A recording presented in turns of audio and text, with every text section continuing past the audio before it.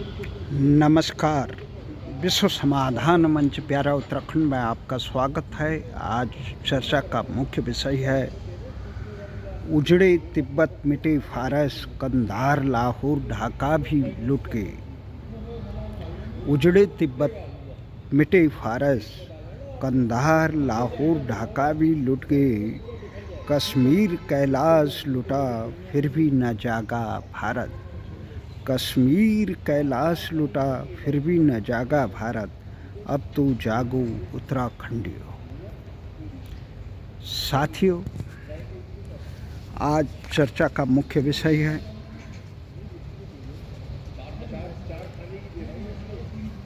उत्तराखंड देवभूमि के नाम पे जाना जाता है, जहाँ उच्च न्यायालय के आदेश पर 10 जनवरी को हल्द्वानी के वनपुरा में बुलडोजर चलेगा। रेलवे की ज़मीन पे अवैध अतिक्रमण किया गया है। तो इस ज़मीन पे ये 29 एकड़ ज़मीन है।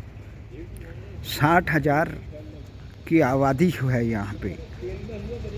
40,000 जिसमें मतदाता हैं और 4500 से ज़्यादा घर हैं। ये बस्ती, इसमें 16 मस्जिद भी हैं, 4 मदरसे हैं, 3 राजकीय कॉलेज भी हैं। अब इस बस्ती में सबसे बड़ी समस्या ये है कि रेलवे की ज़मीन पर अवैध अतिक्रमण हो रखा है। रेलवे की ज़मीन पे अवैध अतिक्रमण हो रखा है, तो उसको रेलवे अवैध जो कब्जाधारी हैं इनसे हटाने की कोशिश कर रहे हैं। तो दूसरी तरफ यहाँ सियासतदान जो हैं, राजनीति का जो लबादा ओढ़े हुए लोग हैं, वो इसको हिंदू मुस्लिम अल्पसंख्यक बहुसंख्यक यहाँ अपराधियों की दृष्टि से नहीं कह रहे हैं। जो अवैध कब्जा जिन्होंने किया उसकी दृष्टि से नहीं कर रहे हैं।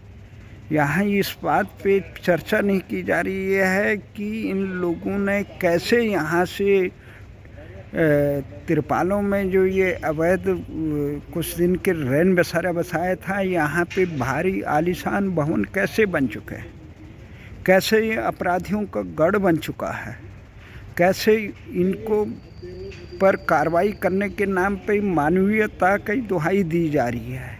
अल्पसंख्यक को के खिलाफ कार्रवाई कर इनके नाम दिया जा रहा है। तो ये लोग कौन है? एक तरफ अल जजीरा खबरिया चैनल अल्पसंख्यकों का राग छेड़ रहा है, दूसरी तरफ ये कई नामी गिरामी पत्रकार हैं, वो इस बात के लिए घड़ियाली आंसू बहा रहे हैं कि अल्पसंख्यकों को ठंड में इस प्रकार की कार्रवाई की जा रही है। इस समस्या को समझने के लिए हमने आज काफ़ी कोशिश की। 10 जनवरी को ये मामला सर्वोच्च न्यायालय से लेकर उच्च न्यायालय से सर्वोच्च न्यायालय, फिर सर्वोच्च न्यायालय से उच्च न्यायालय पे आया। उच्च न्यायालय ने इसका जो फरमान किया कि ये जो ज़मीन है 29 एकड़ ज़मीन है, इस पे जो 60,000 लोग रह रहे हैं, ये अवैध अतिक्रमण है, इसको तुरंत हटाया जाए। इसके लिए 10 जनवरी को यहाँ बुलडोजर चलाने का निर्देश दिया। स्थानीय प्रशासन बिल्कुल तैयार है। रैपिड एक्शन फोर्स की 9 कंपनियाँ, पीएसी की 8 कंपनियाँ, महिला बल की 20 कंपनियाँ बिल्कुल एकजुट हैं, तैयार हैं। पर इसी बीच में यहाँ हल्द्वानी में जो स्थानीय विधायक हैं कांग्रेस का, अमित हृदय, सुमिता हृदय जो इंदिरा हृदय के बेटे हैं, उन्होंने भी सर्वोच्च न्यायालय में फरियाद की है कि इन लोगों को उजाड़ा न जाए। अब सर्वोच्च न्यायालय देखेगा कि अवैध अतिक्रमण को संरक्षण दिया जाए, मानवीय आधार को ढाल बनाया जाए, या अपराध के इस गढ़ को संरक्षित किया जाए। ये तमाम है। इससे पहले भी सर्वोच्च न्यायालय ने इस मामले को उच्च न्यायालय की तरफ भेज दिया था। इस मामले में मनभूरपुरा ये तमाम चीज़ें जो हैं कि इसके बारे में हमने उत्तराखंड के अग्रणी समीक्षक प्रबुद्धजन श्याम सिंह रावत पथिक, जो अच्छे पत्रकार भी हैं, साहित्यकार भी हैं, उनसे हमने संपर्क दूरभाष से किया। तो उन्होंने ये बताया कि रावत जी, ये मामला जो है वो इधर रानीखेत और बिंदुकत्ता और रुद्रपुर, उन सारी जगहों की बसावट के बारे में बहुत करीब से जानते हैं। उन्होंने कहा ये मामला 1980 के आसपास से कुछ घुमंतु जाति जो दूसरे प्रदेशों से आते थे, वो ढोलक बनाने का काम करते थे और ढोलकों को रिपेयर करते थे। वहीं पे एक अपना टेंट पे रहने बैठ गए, यहाँ पे तिरपाल लगा के रहने लगे। धीरे धीरे जैसे इनकी संख्या में इजाफा होते रहे और लोग भी घुसे, राज्य गठन के बाद यहाँ पे अचानक इतना विस्तार हो गया कि हजारों की संख्या में बढ़ गए। अब वो अपराध का भी गढ़ बन गया, राजनीतिक दलों को लिए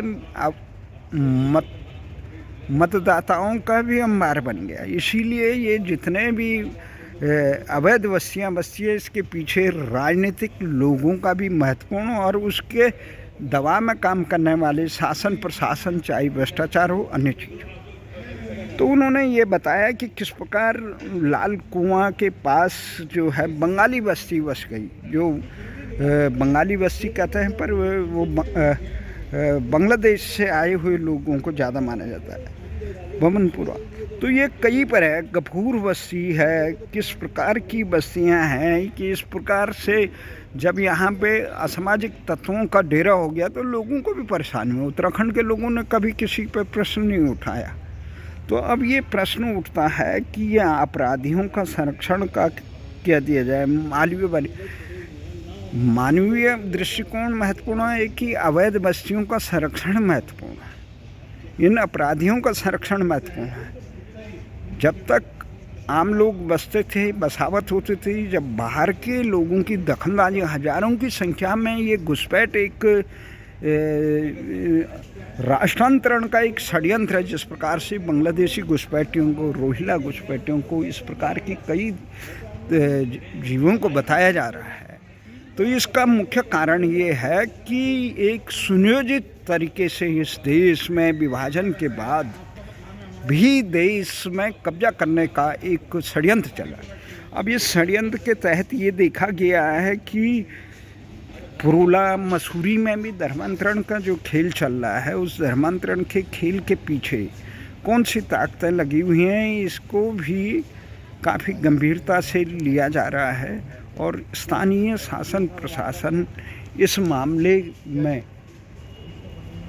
क्या कार्रवाई करता है, ये निर्भर करता है वहाँ के शासकों पे। इस समय प्रदेश में भारतीय जनता पार्टी का शासन, भारतीय जनता पार्टी अवैध घुसपैठ के खिलाफ भले ही काम करने की बात कहे, पर लेकिन जिस प्रकार से देहरादून की अवैध बस्तियों में जो अनियमित बस्तियां थी, उन बस्तियों को नियमित करने के लिए उन्होंने 2022 और 2024 तक का जो फरमान दिया, वो सामने राजनीतिक रूप से ये साफ दिखता है। वो चुनाव में वोट लेने के नाम पर अवैध बस्तियों पर अतिक्रमण को पे कार्रवाई न करने का जो उनका ऐलान था, वो अपने आप में एक राजनीतिकरण है। इसी प्रकार काम कांग्रेस के लोगों पर भी आरोप लगाया जाता है कि उन्होंने यह, पर हकीकत ये है कि इस बस्तियों को बसाने के पीछे इन्हीं की डर से, इन्हीं आशंका से उत्तराखंड के लोगों ने उत्तराखंड का राज्य का गठन के समय मांग की थी कि हमें कुंभ क्षेत्र ही दिया जाए। कुंभ क्षेत्र देने की मांग की गई थी और उसके बाद यहाँ पे भू कानून की बात की थी, मूल निवास की बात की गई थी। ये सीमांत क्षेत्र है, पर राजनीतिक रूपों से इसमें राजधानी गैरसैंण की बात की गई थी। तो ये मूल निवास, भू कानून, हिमाचल की तरफ भू कानून, इसका मूल कारण ये था कि जो हल्द्वानी जैसे प्रकरण आ रहे हैं, जिस प्रकार से प्रदेश में एक व्यापक संख्या में घुसपैठ हो रही है या अपराधियों का शरण स्थली बन रही है, उससे बचने के लिए ये मांग की गई थी। और भारतीय जनता पार्टी और कांग्रेस के लोगों ने इसको एक विफल करने का काम किया।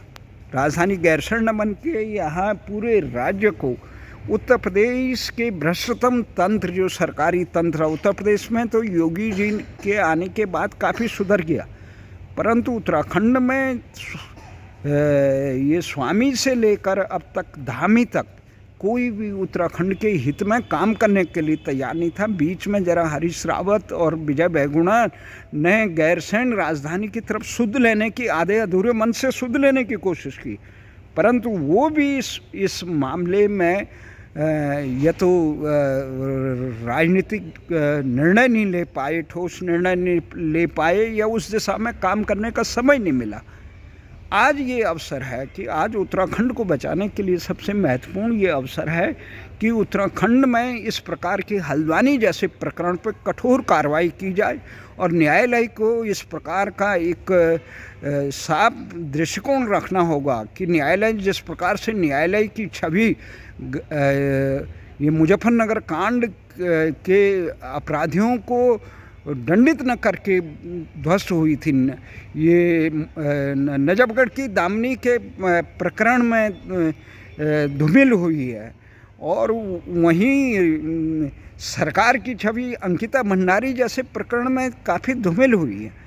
तो इसलिए हमारा ये मानना है कि इस प्रकार की जो राज्य के हित, अभी चीन से लगी हमारी उत्तराखंड की सीमा है, इसमें हजारों गांव जो सीमांत क्षेत्र है, सरकार की नालायकीपन से, जो ये केवल ये पंचतारा संस्कृति के जो भ्रष्ट नेता और दिशाहीन नौकरशाह हैं, जो भ्रष्ट नौकरशाह हैं, उनकी वजह से उत्तराखंड के सीमांत क्षेत्र के हजारों गांव वीरान हो गए, बंजर पड़ गए। वहीं चीन ने अपनी सीमा पे बसाकत कर दी है।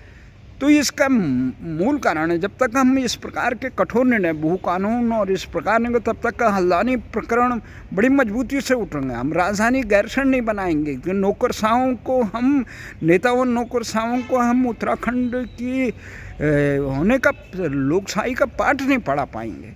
इसलिए बहुत मजबूती से है कि राजधानी गैरसैंण बनाने के लिए और भू कानून के लिए, और इसके साथ इस समय पर जहाँ भी अवैध कब्जा है, ये केवल हल्द्वानी का ही मसला नहीं, हल्द्वानी पे बहुत कठोरता से काम किया जाए। अब तो ये रावत जी बता रहे थे, जिस प्रकार से श्याम सिंह रावत जी, वो कह रहे थे ये मध्य प्रदेश और वहाँ चले जाएगा। मेरा ये मानना है कि ये कहीं नहीं जाने वाले, इनको बसाने वाले लोग यहीं बसा देंगे मानवीय आधार पर, क्योंकि यहाँ उत्तराखंड की ऐसी निकम्बी सरकारें रही, उन्होंने दिल्ली और मध्य प्रदेश और अन्य राज्यों के बंदर और ये जंगली जानवरों को भी उत्तराखंड में इजाज़त दी, इतने उत्तराखंड के हितों के प्रति उदासीन नहीं। तो इन प्रकार जैसे खासकर धामी जैसे आदमी से या जो तिवारी जैसे घोर उत्तराखंड विरोधी आदमी से, खंडूड़ी जैसे दोहरेपन के नेता से हमें आशा नहीं है। ये दिशाहीन राजनीति के शिकार हैं। हमारा ये मानना है कि मजबूती से जब तक ये चीज़ें नहीं, तारवाड़ सीमांत क्षेत्र है, यहाँ पे भू कानून हिमाचल की तरह तर्ज पे किया जाए। ये नहीं है कि भाई देश का और नागरिक इस प्रकार के आपराधिक प्रवृत्ति के लोगों को, जो जिस प्रकार से अपराधी लोग हो रहे हैं, हल्द्वानी में जो बसे हैं, वो अपराध की गढ़ बन चुका है, भारत विरोधी तत्वों का गढ़ बन चुका, उन पर कैसे अंकुश लगाया जाएगा। तो इनको संरक्षण देने के लिए चाहे न्यायपालिका हो, चाहे कार्यपालिका हो या विधायिका हो, इनको राष्ट्रहित सर्वोच्च परिमाण। हम फिर एक बार कहना चाहते हैं कि इस प्रकार देश में जो भी कार्य हो रहे हैं, एक तरफ हम धर्मांतरण के शिकार शिकंजे में फंस रहे हैं। मसूरी और पुरोला में जिस प्रकार सामूहिक धर्मांतरण का षड्यंत्र चल रहा है, ये निरंतर चल रहा है, एक शताब्दी से चल रहा है, उस पर अंकुश लगाने का काम। दूसरी तरफ ये घुसपैठ से ही राष्ट्रांतरण का काम करें। तीसरे ये जो सबसे बड़ा है कि दिशाहीन और पदलुलूप जो यहाँ का राजनीतिक नेतृत्व है, जिस प्रकार से धामी जैसे लोग बैठे हुए हैं आज, और अन्य पंक्ति में भी जो लोग लगे हैं, वो कोई उनमें सच कहने की हिम्मत नहीं है, जो सत्ता में है या विधि में। थोड़ा बहुत तो हरीश रावत इस मामले में उठा रहे हैं, पर वो भी अपनी पार्टी से इस प्रकार से केक रहे हैं कि कांग्रेस पार्टी में इस प्रकार से दिशाहीनता और आपराधिक तत्वों को संरक्षण देने का भी काम कर रहे हैं, जैसे भारतीय जनता पार्टी में कर रहे हैं। अंकिता भंडारी के गुनाहगार को नाम तक नहीं आने दे रहे हैं। अब कानून तो केवल वही करेगा जो जांच अधिकारी ने लिख दिया, कौन करेगा? मुजफ्फरनगर कांड के अभियुक्तों को सबको मालूम था, पर उसके मृत्यु पर लोग घड़ियाले आंसू बहा रहे थे। उत्तराखंड के भी बहुत लोग देखे हमने। इन बेशर्मों को जब तक बहुत मजबूती से नैतिक पाठ नहीं पढ़ाएगा, नैतिक पाठ कैसे पढ़ेंगे ये लोग? इसके लिए बहुत अजीबोगरीब स्थिति है। तो पहाड़ जो उत्तराखंड जो है, उत्तराखंड क्या है? हमने क्या कहा शुरू में ही जो कहा था, शुरू में हमने क्या कहा था?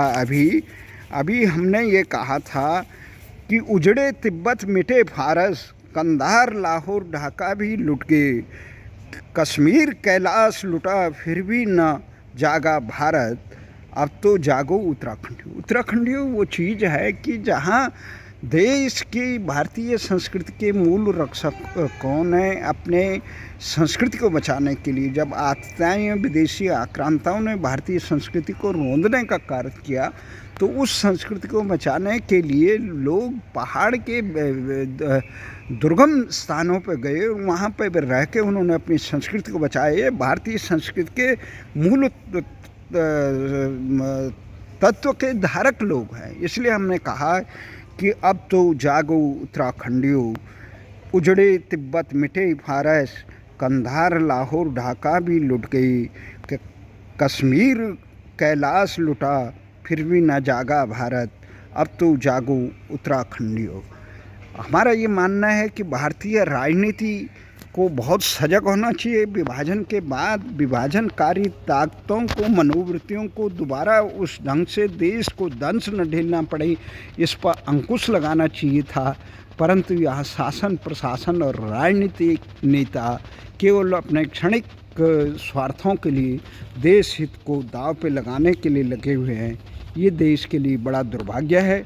इससे उबरने के लिए देश के लोगों को मजबूती से काम करना होगा, गंभीरता से, दलगत राजनीति से ऊपर उठ के, जिसे श्याम सिंह रावत जी ने आज कहा। भले ही वो मोदी के कट्टर विरोधी हैं, पर उन्होंने भी इस समस्या की जड़ में जाके इस प्रकार की बात कही। केवल मानव कह के काम नहीं होगा। मानवीय आधार पर हमने सारे जिन लोगों को भी संरक्षण दिया, वो भले ही आज अधिकांश लोग भारत के समर्थक हैं, परंतु कुछ लोग नासुर बन गए। वो व्यवस्था की कमजोरियों के कारण आज ओबीसी जैसे लोग हैं, या कोई अन्य है।